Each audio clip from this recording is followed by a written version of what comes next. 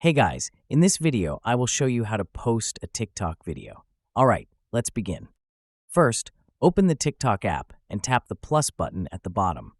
This opens the video creation screen. You can record a video by holding the record button, take a photo, or upload an existing video or image from your phone.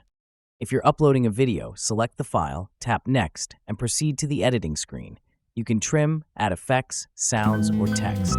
Once your edits are done, tap Next again to go to the posting screen. Add a caption, choose your privacy settings, and hit Post.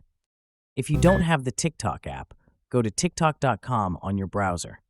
Sign in to your account, and once logged in, tap the plus icon. This method works well on both desktop and mobile browsers, especially if you're having trouble with the app. Whether using the app or website, you can easily post content and keep your followers engaged. So that's basically how you can post a TikTok video. And that's it for this video. If you find this helpful, consider subscribing and giving this a big thumbs up. Thanks.